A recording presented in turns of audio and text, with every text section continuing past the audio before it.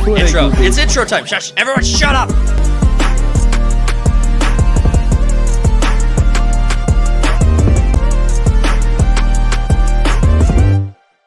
We're moving into another topic. We're going to be talking about Jerry Seinfeld, right? He's, very... Favorite comedian. Yeah. He's a comedian. Prevalent. He's definitely Jerry Seinfeld. He was there. Yeah. So here's what's happening with Jerry Seinfeld. So Jerry Seinfeld, a while back, had an interview where he was talking about the extreme left, inhibiting comedy, like basically preventing people from enjoying comedy. And he was right. And you only have to look at several videos on, like, all you have to do is go and look up live comedy hecklers, and they're like people who are like, you can't talk about obese people.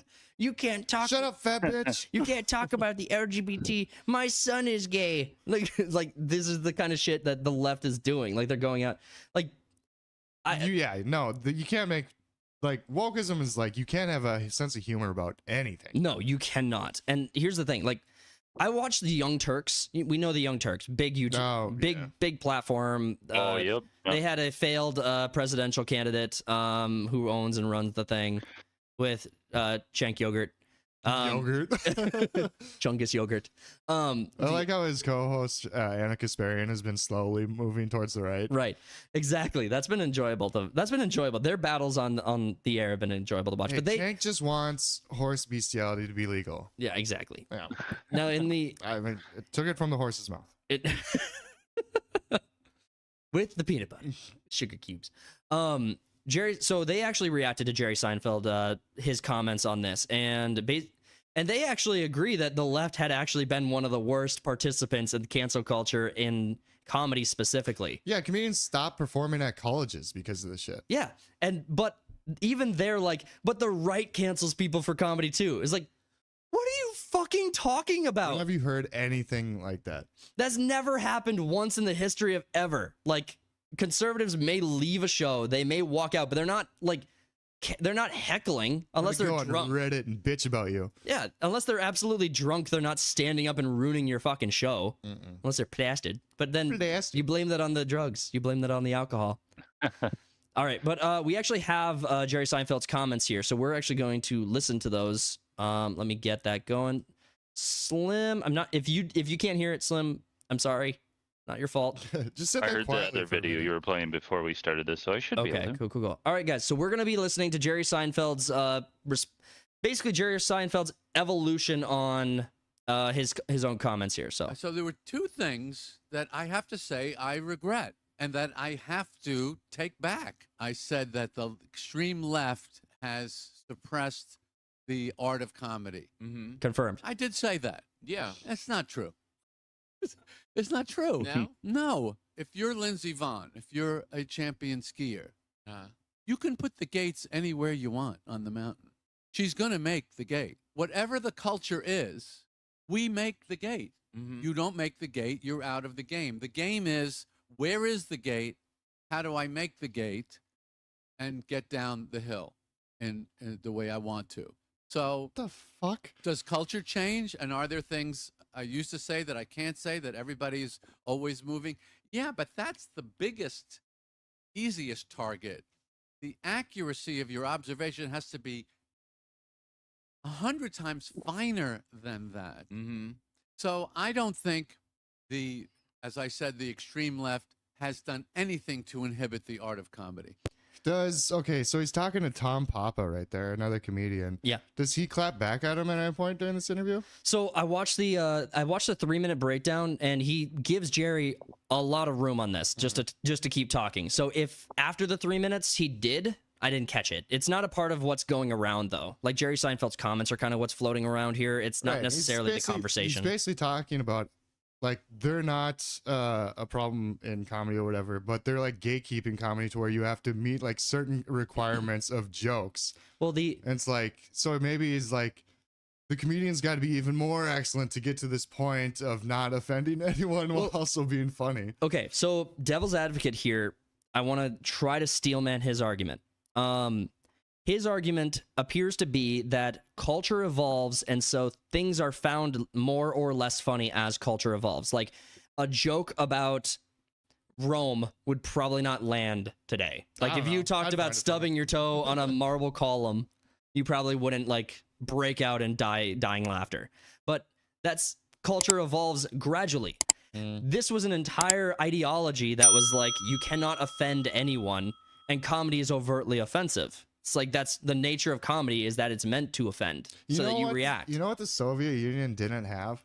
Comedy? Comedians. Oh, yeah. You know what happened after the USSR went down in 91? Like, there's this comedian from Estonia, Ari Maddie. Been on the Kill Tony show, blew up pretty big. After they fell in 91, comedy was thriving there. They were going bananas with it. Yeah. I mean, comedy is like the idea that the left didn't have anything to do with comedy being absolutely attacked and assailed was how's the comedy movie genre going right now? Absolutely dead. It's absolutely dead. There's no such thing as a good comedy movie. I don't even see any comedy movies really coming out nowadays. No, me neither. Superhero and I can't even tell you the last like trailer I've seen for one. Deadpool and Wolverine, but then Deadpool and Wolverine, the left attacked it. Yeah. Well, the left attacked it. Like even if I make the case that Deadpool and Wolverine is a comedy as much as an action film, an action comedy, even if I make that case, you could argue that. Yeah.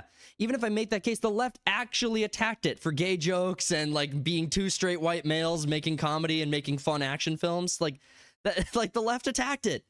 Like when people like, first off, the left doesn't make comedy. Like in my mind, they do, and it's like, what's her name, Hannah Gatsby or whatever. They had like a Netflix special where it's more of a TED talk about getting raped instead of a comedy show. Yeah, and so even like the Young Turks are like, no, the left ruined comedy. Where they're wrong is that they also say the right ruined comedy. It's like the right does not dominate colleges, like you said, Cody. It's like comedians don't do colleges anymore. The right didn't kick them out of there. The right didn't kick them out of New York and all the comedy scene that's there. Why do the you right think doesn't heckle them. Comedy also left. It was New York and LA were the two biggest comedy scenes. Now it's New York and Austin, Texas. Yeah, because everyone moved the fuck out of there. Exactly. I mean, here's the actual like. And Austin, Texas is still very freaking liberal. The strongest evidence for the left ruining comedy is that Joe Rogan had to literally create his own comedy club with the mothership. True. Like, yeah. Like he actually had to brick and mortar up a brand new comedy club with zero. Like, I think his sales pitch, if I'm remembering correctly, this is a while ago, was no cancellations. We're doing it during like no cameras. No you can't have your cameras. phones. They actually take your phones at the door. Yeah. So they like Joe Rogan actually stepped into that. Like, I like Joe Rogan for some things, hate him for one specific reason. I'm like, you are absolutely. Oh, that interview's happening. Don't worry. I don't actually believe it. I'll believe it when I see it and the fact that he was like, well, if I have him on, I have to have her on. I'm like, dude, could you imagine Kamala on a 3-hour sit down? No. Dude, she can't even do 10 minutes. She can't. I'm starting to feel a little, and bad for her is not the right word. I'm starting to feel like it's kind of cringy having her lose so hard all the time. It's like it's almost like torment. It's almost bad. Yeah, no, comedy's actually been having a resurgence lately because more and more people are just like, shut the fuck up. If you're getting offended, fine, just get out there. Shut up about it. Yeah. It's your choice to get offended. Well, and this is like Bill Burr, the reason his career will never die is because he refuses to apologize. Yeah, he never apologizes. Well, I mean, my personal rule on apologies is if you did something wrong, apologize once and mean it, and then you're done. Like, you're not apologizing a second time, it's over. But if you're wrong, for sure. Could have been right, then don't apologize. Well, I refuse to apologize for things I don't do wrong. Like, if I've done nothing wrong, I won't humor you. I won't apologize. I won't sugarcoat anything. Like, I'm trying to live that life. But if I am wrong, I want to sincerely apologize one time, but the ball is in that other person's court. And if they're just going to use as a cudgel against you, then I'm not there for it. I'm like, oh, well, I saw that fucking coming. That's why I don't apologize. Rule number 1 is don't apologize. Rule number 2 is that's the rule. Apologize. You're damned if you do, damned if you don't. Yeah. Jerry Seinfeld. Yep. I didn't see this coming. Jerry Seinfeld is probably... because he's been a holdout for the past decade about this. Well, I saw Jerry Seinfeld and Rob Schneider. Rob Schneider is a freaking... He is a freaking villain to the left. Oh, yeah. That guy is absolutely a villain. Like, did you see his interview when he's talking about how he wanted to speak up and I think he was talking about his manager, and his manager's like, you can't talk about this stuff. And he's like, well, what if I feel like I have to? It's like, dude, you have a family. It's like, I was listening to that. I was like, oh shit. They just fucking threatened your family. I would go scorched earth. I would like, fuck my family. Like, I would be like, out of principle, you're going down. Out of principle, I will take you with me. Like, yeah, I think I watched his Tucker Carlson interview. I love you both, but I will just say hostages won't work against me. Like, I will let you both die in principle. We have your like, family. What are your demands? It's like, you can have them. I'll pay you to keep them. I don't want them anymore. I don't want them back.